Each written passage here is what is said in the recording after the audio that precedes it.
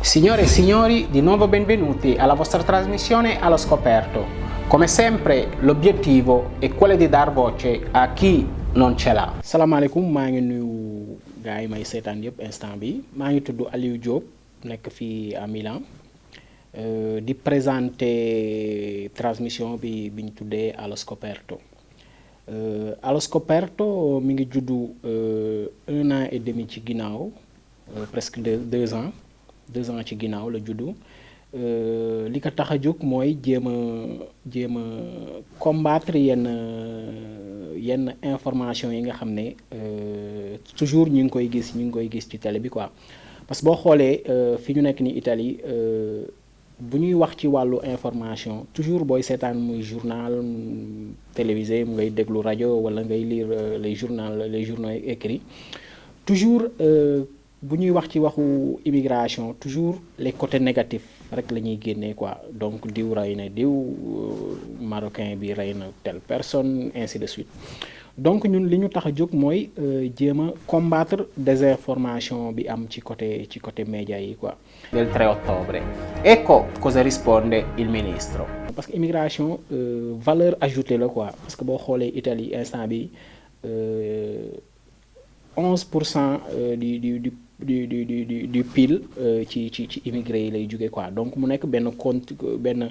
apport boo xam ne immigré yi ñu ngi koy apporter donc il faut aussi immigré yi ñu valoriser leen jox leen seeni cër donc ñun looloo tax ñu jug quoi dañuy dugg ci dëkk bi xool thèmes yi nga xam ne gars yi souvent duñ ko traité jéem a wax ak nit ñi jéem leen expliquer aussi génne les valeurs de l'immigration quoi. Parce que am na ñu bëri ñoo xam ne ñu ngi fii di def ay affaires yu am solo yoo xam ne kenn xamu leen quoi télévision bi du ko wane journaux yi duñ ko bind ainsi de suite. traité nañu ay thèmes yu bëri yoo xam ne mooy comme li may wax sànq rek ça passe toujours inaperçu wax nañ ci la guerre au Mali par exemple mais pas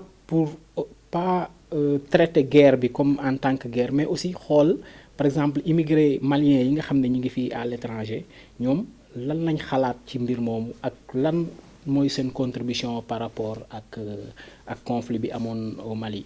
wax nañ ci aussi John mu nekk un Congolais boo xam ne dafa dox rajo Emilia ba Bruxelles pour au nom de la paix quoi pour dénoncer li nga xam ne mi ngi am Congo guerre bi am Congo ainsi de suite quoi. ci biir interviste boobu ñu def John wax nañ ci benn thème bu am importance boo xam ne souvent doo ko dégg fenn quoi muy coltan benn minéral la boo xam ne Congo lay jógee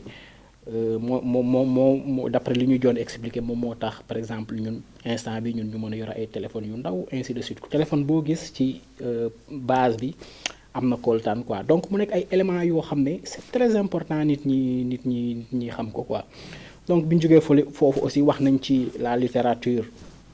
de l'immigration parce que immigré yi bëri nañ fi yàgg nañ fi am nañ fi ay écrivains des journalistes et tout mais souvent écrivains yooyu aussi gars yi dañ leen di xaw a minimiser dem ba koy tuddee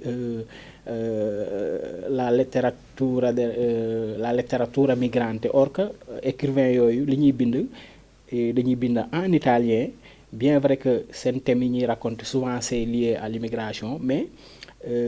ay écrivains loo xam ne Italie lañ nekk bien vrai que ñu ci bëri juddewuñu Italie wala bokk langue bi fii lañ ko jàngee mais quand même ñu ngi bind en italien dans un italien correct boo xam ne day apporter beneen contribution aussi au niveau de la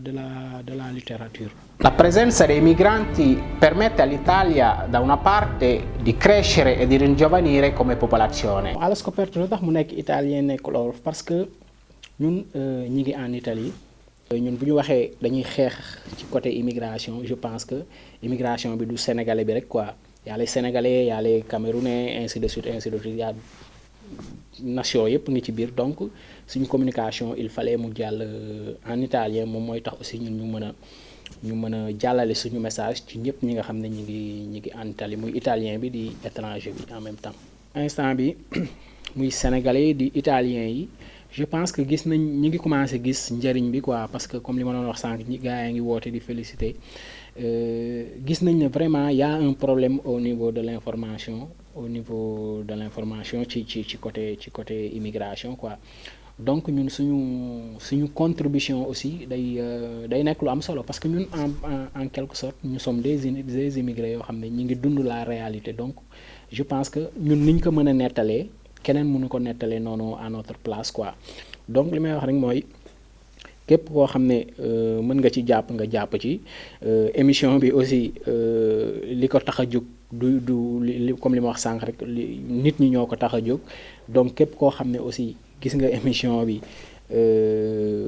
seetaan ko mu neex la, donc li ñu lay ñaan mooy aussi nga partager ko, jéem ko xamal ay yeneen nit quoi. Questa risorsa e avere il coraggio di agire con misure adeguate per favorire l'inserimento dei migranti. Grazie di averci seguito, ci vediamo alla prossima puntata.